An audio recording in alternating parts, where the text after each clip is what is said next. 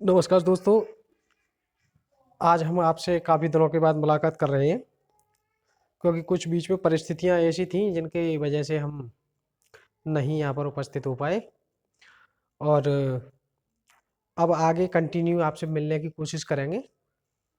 तो ये जो बीच में एक स्पेस हुआ है, इसके लिए माफ़ करें।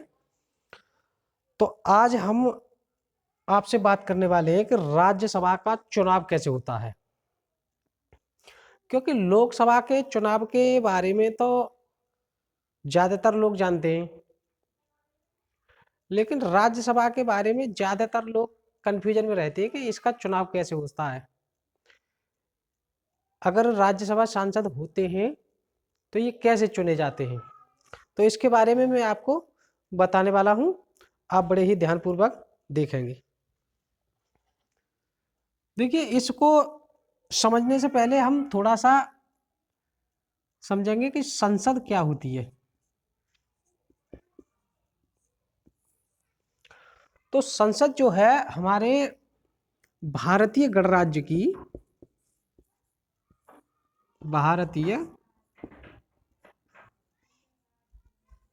गणराज्य का सर्वोच्च विधायी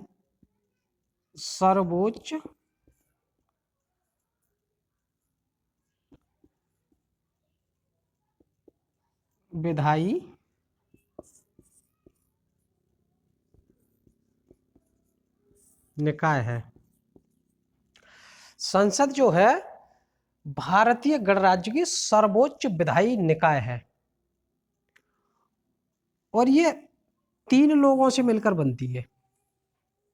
बड़े ही ध्यान से देखेंगे, और लगे कि इस वीडियो में आपको कुछ मिला है तो वीडियो को लाइक करें, चैनल को सब्सक्राइब करें और घंटा जरूर बजाएं। घंटा का मतलब समझ रहे होंगे आप। हाँ, तो देखो, सबसे पहले राष्ट्रपति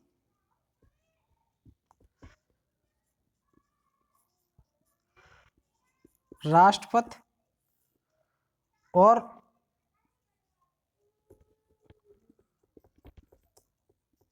लोकसभा तथा राज्यसभा,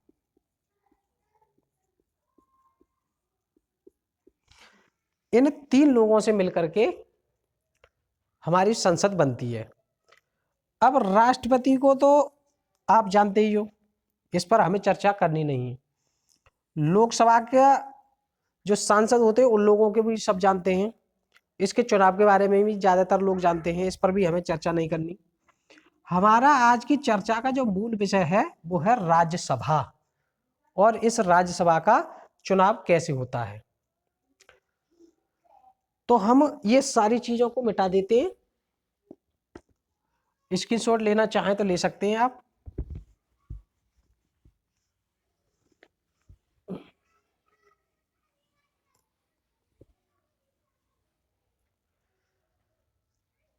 तो आज हम बात करेंगे कि राज्य सभा क्या है। किसी विषय पर चर्चा करने के लिए उसके मूल बिंदु हमें सबसे पहले पता होना चाहिए। और राज्यसभा का चुनाव के बारे में चर्चा करेंगे, और राज्यसभा के कार्यकाल के बारे में चर्चा करेंगे।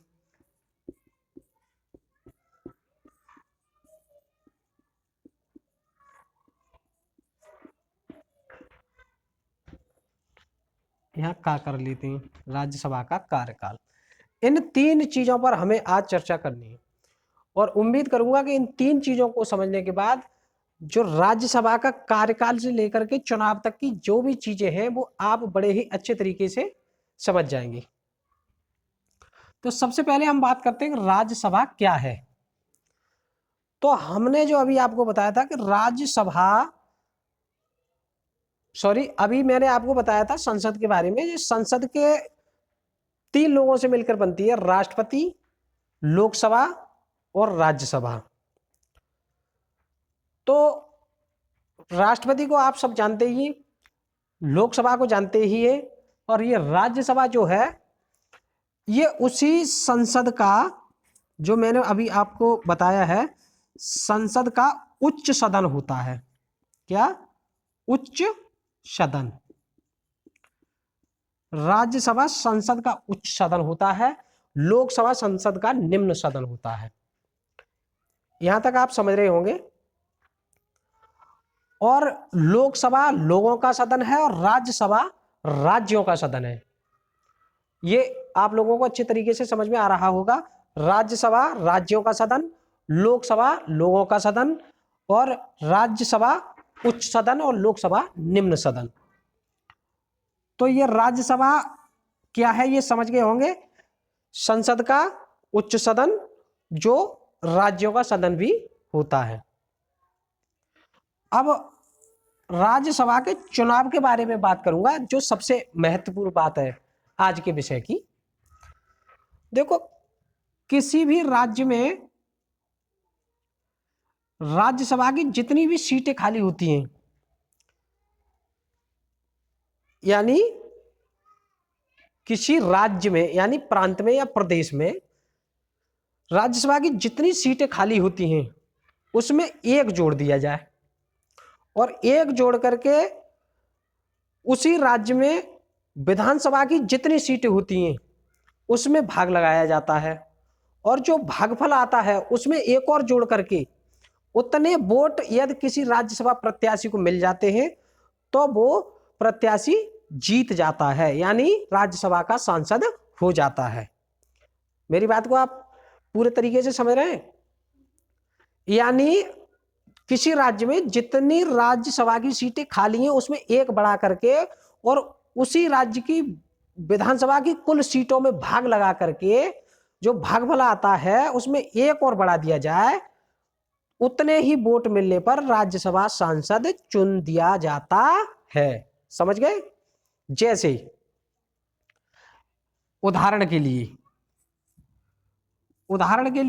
अब आप समझ लीजिए, उदाहरण समझेंगे तब अच्छे तरीके से आपकी समझ में ये आएगा कि चुनाव होता कैसे है। जैसे हमारे उत्तर प्रदेश में मान लीजिए 11 सीटें राज्यसभा की खाली हैं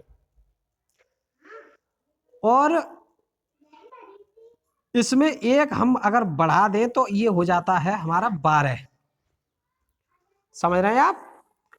अब हमारे उत्तर प्रदेश में विधानसभा की सीटें 403 हैं, तो इस 12 से 403 में भाग लगाएंगे।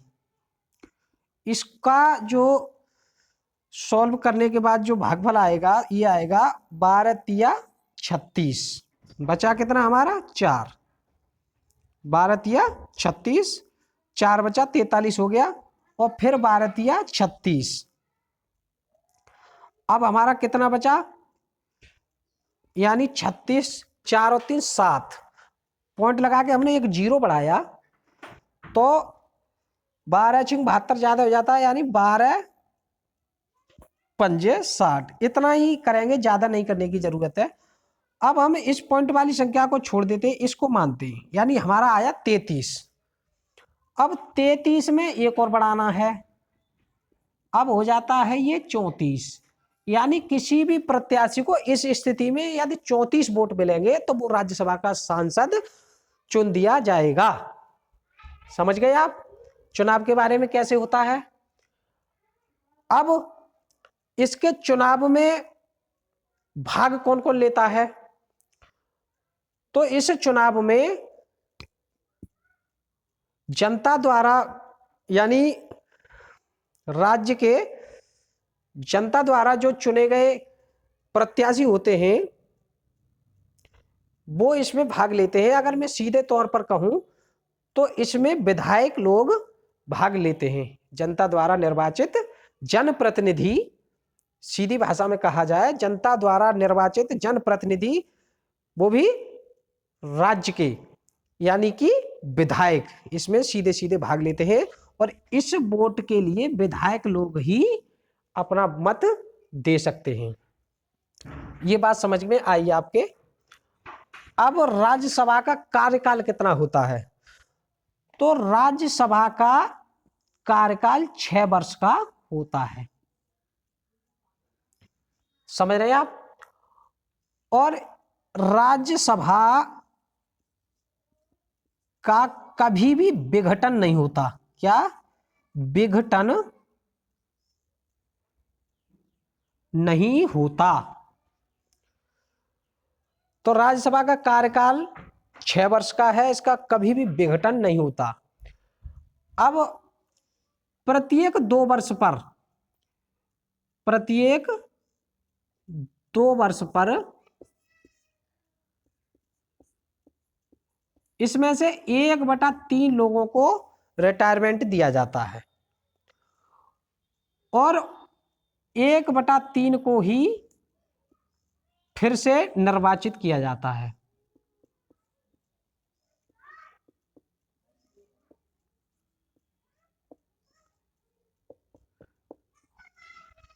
यानी 6 वर्ष का कार्यकाल होता है, प्रत्येक 2 वर्ष पर 1/3 लोगों को रिटायरमेंट कर दिया जाता है और नए 1/3 लोगों को इसमें दोबारा चुन लिया जाता है।